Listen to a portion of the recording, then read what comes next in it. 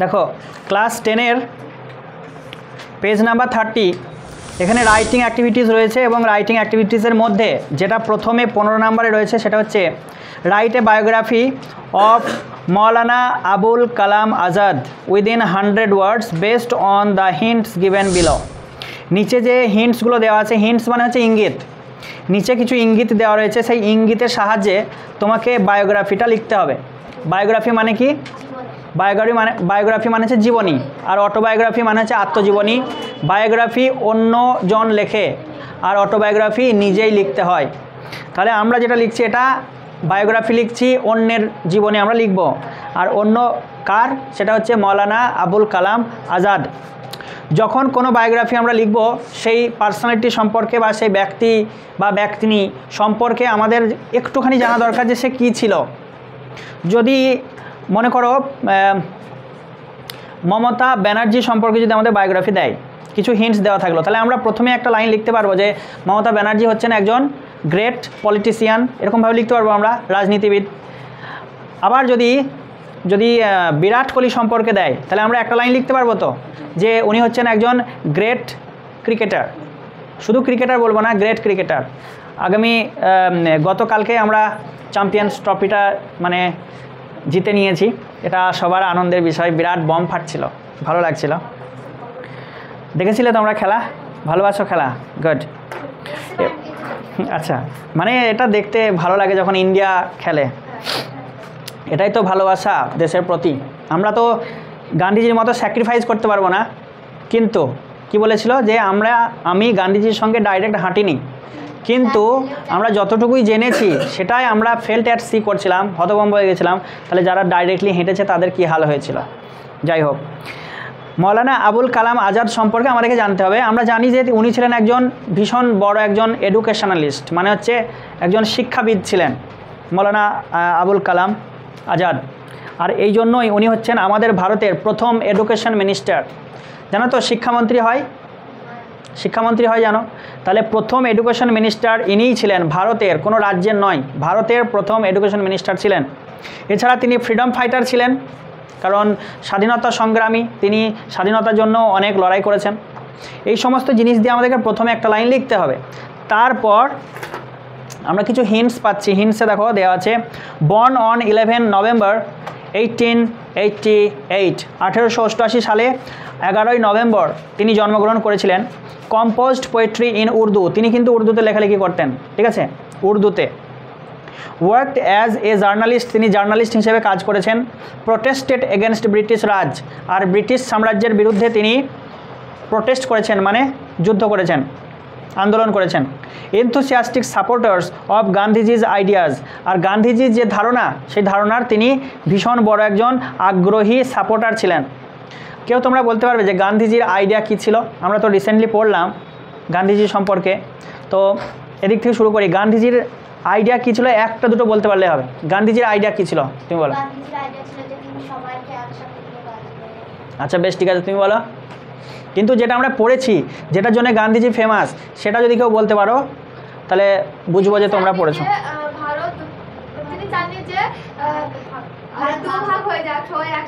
আচ্ছা, এটা চেয়েছিলেন, কিন্তু যার জন্য গান্ধীজি ফেমাস সেটা কে বলতে পারবে?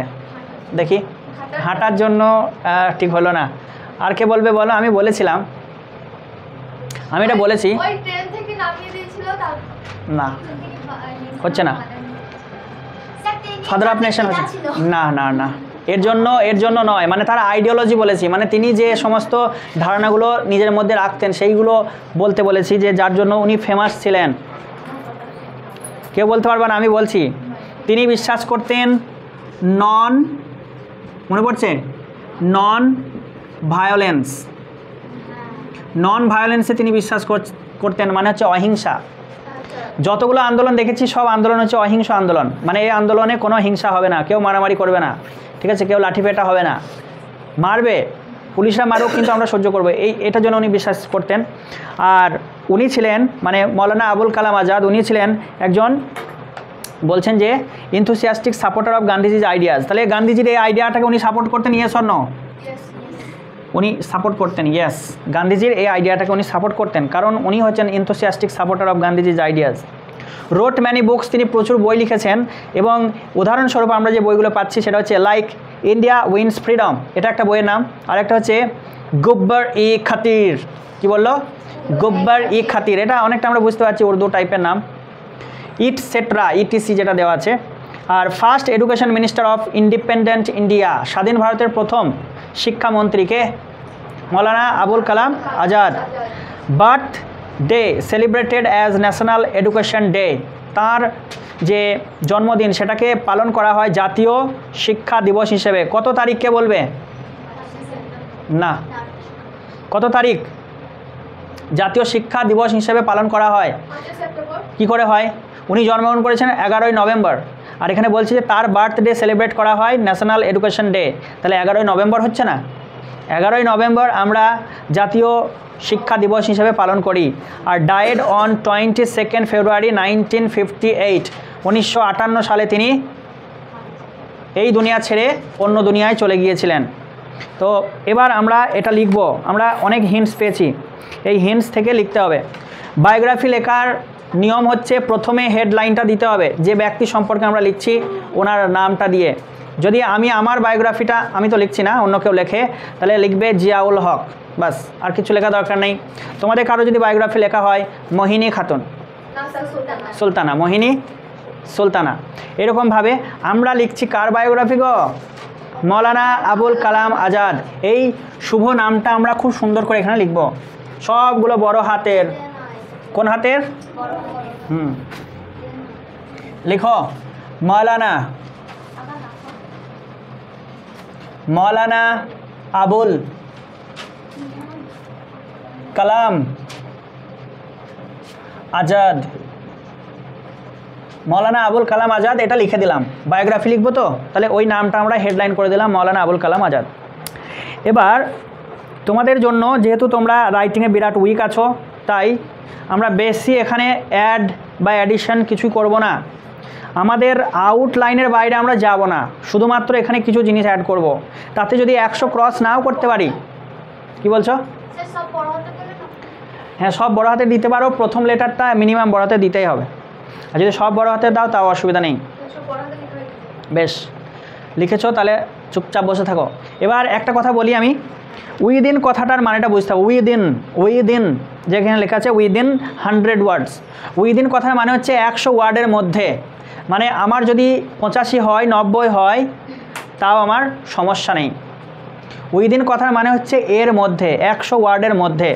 আমাকে যে 100টায় বোঝাতে হবে বা 100 ক্রস করতে হবে, দিস ইজ নট ম্যাটার। আমাকে কি করতে হবে? 100 ওয়ার্ডের মধ্যে। আমি 80 গেলাম, ছেড়ে দাও, 85 গেলাম, ছেড়ে দাও, 90, 95, 98, 100, 100, 2, 3, ঠিক আছে, অসুবিধা নেই, কিন্তু তার মধ্যে, তার আশাপাশি যেন থাকে। তাহলে এখানে আমাদের আউটলাইনে দেওয়া আছে 50টা, আমরা যদি এর সঙ্গে আরও 40টা অ্যাড করতে পারি, তাহলে এগিয়ে থাকবো না পিছিয়ে থাকবো? এগিয়ে থাকবো। আর যদি গ্রামাটিক্যাল মিস্টেকটা যেন না হয়, এই জিনিসটা মাথায় রেখে ভালো করে লিখবো। তোমাদের বাড়িতে এটা মুখস্থ করার দরকার নেই, মুখস্থ করতেও হবে না, এইখানেই মুখস্থ হয়ে যাবে। এই জিনিসটা অ্যাড করলাম এর সঙ্গে, দেখো ওইখানেই আমি রেখে দেবো। যেমন যেমন লাইন আছে না, আগে ভালো করে বুঝে নাও, যেমন যেমন লাইন দেওয়া আছে সেগুলোকে আমি অ্যাড করব। সেই জন্য তোমাদেরকে বলতে পারতাম রেফারেন্স বইতে আছে মুখস্থ করে নিও, কিন্তু আমি দিইনি, কারণ হচ্ছে এইটাকে আমাকে মাথায় রাখতে হবে। এই আউটলাইনের ওপর আমি লিখব, ঠিক আছে? প্রথম লাইনটা দেখো লেখা আছে, কোথায় আছে? First education minister of independent India, একটা জায়গায় লেখা আছে না? কোথায় লেখা আছে দেখো, ওই শেষের দিকে লেখা আছে first education minister of independent India. তাহলে এটা একটা আমরা ইনফরমেশন পেলাম, তিনি ছিলেন প্রথম এডুকেশন মিনিস্টার। আচ্ছা, আমি যদি এই লাইনটা দিয়ে শুরু করি, তাহলে আমার প্যারাগ্রাফটা খুব সুন্দর হবে না? আমরা যখন কোনো মানুষকে ইন্ট্রোডিউস করে দেবো, তাহলে সেক্ষেত্রে সেই মানুষটা যদি একটা ভালো কোয়ালিটি সম্পর্কে আমরা বলি, জিনিসটা ভালো লাগে না? হয়তো তুমি তোমার বান্ধবীকে বা বন্ধুকে পরিচয় করে দিবা, তাহলে তুমি কি বলবা? আমার সব থেকে কাছের প্রিয় বান্ধবী অমুক, তাহলে জিনিসটা ভালো লাগছে না? আমরা সেই পরিচয়টা দেবো ডক্টর নেই, Maulana Abul Kalam Azad. Maulana Abul Kalam Azad was the first education minister of independent India. এটা যদি আমি লাইনটা দিয়ে শুরু করি, তাহলে আমার লাইনটা কত সুন্দর হবে। তাহলে সেই জন্য লিখব আমি, দেখো এখানে তোমরা দেখতে পাচ্ছ তো, first education minister of independent India, এই লাইনটাকে তুলে আমি শুধুমাত্র দেব মৌলানা আবুল কালাম আজাদ, ঠিক আছে? তাহলে প্রথম আমার শুরু হচ্ছে ওয়াজ। ওয়াজ কেন দিচ্ছি গো? উনি কি বেঁচে আছেন? বেঁচে নেই, সেই জন্য ওয়াজ দিলাম। এটা হচ্ছে অতীতে লিখছি। Maulana Abul Kalam Azad was the first education. এটা বড় হাতে দেওয়া যাবে কি যাবে না? এডুকেশন মিনিস্টার অফ ইন্ডিপেন্ডেন্ট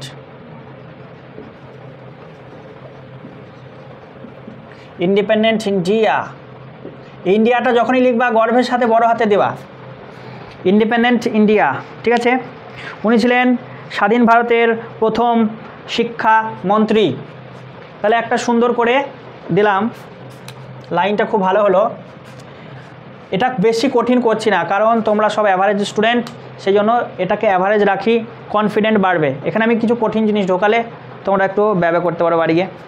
এবার যখনই বললাম যে ফার্স্ট এডুকেশন মিনিস্টার কে ছিলেন, মৌলানা আবুল কালাম আজাদ, প্রথমে আমাদের একটা হিন্ট দেওয়া আছে, বর্ন অন 11 নভেম্বর 1888। 1888 সালে নভেম্বর মাসের 11 তারিখে তিনি জন্মগ্রহণ করেছিলেন। তাহলে আমরা কি করব? হি ওয়াজ বর্ন, এটা কিসে লিখলাম, অ্যাক্টিভে না প্যাসিভে? কে বলতে পারবা? হি ওয়াজ বর্ন প্যাসিভে। যদি তুমি শুধু করো হি বর্ন তাহলে কিন্তু হবে না। হি ওয়াজ বর্ন মানে তাকে জন্ম দেওয়া হয়েছিল, আর হি বর্ন মানে সে জন্ম দিয়েছিল। সে তো জন্ম দেয়নি, তাকে জন্ম দেওয়া হয়েছিল। তাহলে হি was born, he was born. দেখো বাকি সব লেখা আছে, আমি শুধু টুকে দেবো। অন 11 নভেম্বর 1888, 1888 সালে তিনি জন্মগ্রহণ করেছিলেন। আমি আর কিছু বেশি ইনফরমেশন জানি? আমি তো কমার্স স্টুডেন্ট, আমার কাছে আর কোনো ইনফরমেশন আছে? কোথায় জন্মগ্রহণ করেছিল তাও ধরো আমি জানি না, তাহলে আমার লেখার দরকার নেই। তাহলে আমি এখানেই শেষ করে দিলাম, full stop. He was born on 11 November 1888। তোমরা যারা অ্যাভারেজ স্টুডেন্ট এইটুকু লিখতে পারলে তোমরা এক বিরাট ব্যাপার করে ফেলেছো, তোমরা আগুন লাগিয়ে দিয়েছো খাতাতে যদি এটা লিখতে পারো, ঠিক আছে। He was born on 11 November 1888। Outline তারপর কি বলছে? Composed poetry in Urdu. তিনি উর্দুতে লেখালেখি করতেন, ঠিক আছে। তাহলে কম্পোজড পোয়েট্রি আছে, কে লিখতো? হি, সে লিখতো। তাহলে আমরা এখানে করব হি কম্পোজড, COMPOSED। দেখো এখানে বলতে পারো তোমরা যে পিতামাতা কোথায় গেল? পিতামাতা দেওয়া যায়, পরীক্ষা ধরে এটা এসছে, আমরা কিছু জানি না। মৌলানা আবুল কালাম আজাদের নামটা এখনই শুনলাম, পরীক্ষা চলে এসছে। তাহলে তুমি পিতামাতা কী করে লিখবা? যাতা লিখে দিলে তো হবে না, কাদের চাচা লিখে দিলে তো হবে না, অরিজিনাল লিখতে হবে। সেই জন্য আমরা জানি না পিতামাতা ইনফরমেশান আমাদের কাছে ধরো নেই, সেই জন্য আমরা আর ওদেরকে গেলাম না।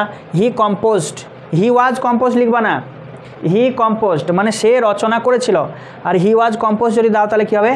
তাকে রচনা করা হয়েছিল, সেটা করা যাবে না। হি কম্পোজড কী বলেছে? Poetry in Urdu,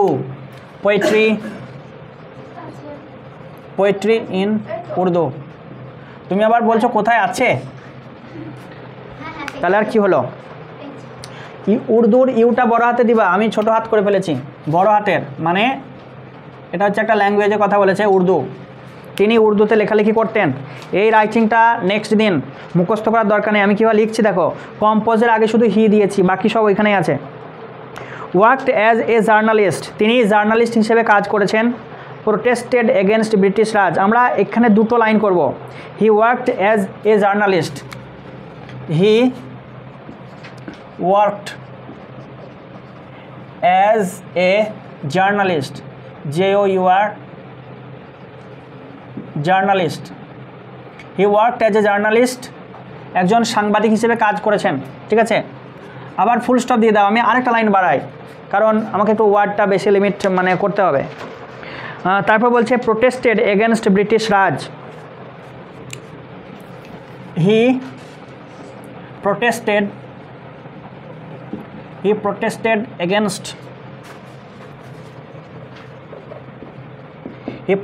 against the British Raj, RAJ, against the British Raj, British রাজের বিরুদ্ধে তিনি প্রোটেস্ট করেছেন। এবার বলছে ইনথুসিয়াস্টিক সাপোর্টার অফ গান্ধীজিজ আইডিয়াজ। হি এখানে দেখো একটা ওয়াজ দিতে হবে, এটা ভার্ব নেই কিন্তু, এনথুসিয়াস্টিক মানে ভার্ব নয় এটা, সেই জন্যে ওয়াজ দিবা। He was an ENTHUASTIC, he was an enthusiastic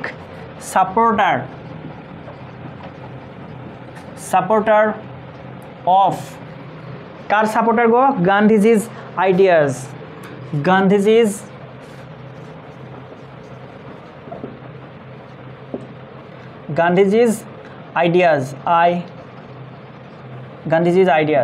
গান্ধীজির আইডিয়ার তিনি একটা আগ্রহী সাপোর্টার ছিলেন। বলছে রোট ম্যানি বুকস, তাহলে আমরা কি করব? রোট ম্যানি বুকস মানে হি রোট ম্যানি বুকস, তিনি প্রচুর বই লিখেছেন। ঠিক আছে, আচ্ছা এখানে আমরা একটা ছোট্ট করে হাইফেন দিয়ে লাইক যেমন একটা বলছে ইন্ডিয়া উইন্স ফ্রিডম, ইন্ডিয়ার আইটা সবসময় গর্বের সাথে বড় হাত, India wins WINS, India wins freedom, Bharat স্বাধীনতা পায়, ইন্ডিয়া উইন্স ফ্রিডম একটা বইয়ের নাম। আর একটা বলছে গব্বর ই খাতির,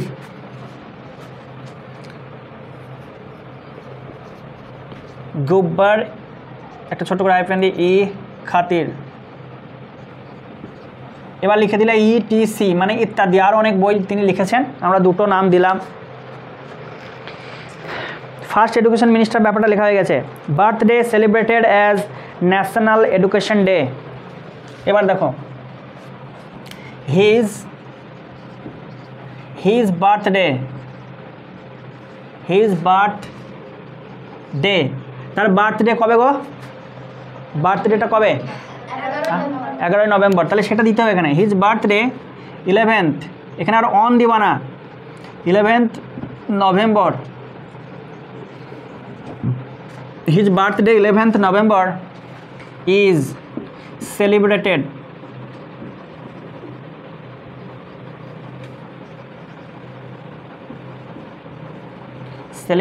অ্যাজ, পালন করা হয়, সেলিব্রেটেড অ্যাজ কী হিসেবে পালন করা হয়? As national education day, as national education day, জাতীয় শিক্ষা দিবস হিসেবে পালন করা হয়। এই অবধি হলো, অনেক কিছু ইনফরমেশন দিয়েছি। উনি মারা গিয়েছেন, তাহলে লিখতে হবে কোনটা? CELEBRATED, সেলিব্রেটেড, পালন করা হয়, সেলিব্রেটেড হয়েছে। এই অবধি হলো। এবার উনি মারা যাবেন, তাহলে আমরা কি করব? দিস গ্রেট পার্সোনালিটি, ঠিক আছে, এই মহান ব্যক্তিত্বটা, তাহলে লিখব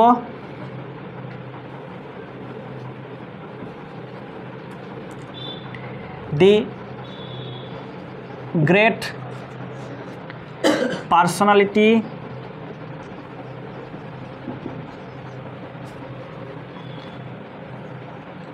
মৌলানা, দেখো নামটা দিলাম বলে আর দুটো ওয়ার্ড বাড়লো, মৌলানা আবুল কালাম আজাদ। চালাকিতে কাজ ছাড়তে হবে, আমার কাছে ইনফরমেশন নেই, আমি নামটা আরেকবার দিলাম, 3-4টে ওয়ার্ড বাড়লো। মৌলানা Abul Kalam Azad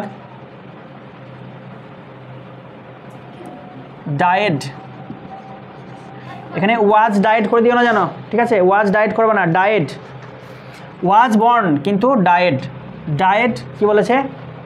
on 22nd February, FEBRUARY, ফেব্রুয়ারি কত সাল গো?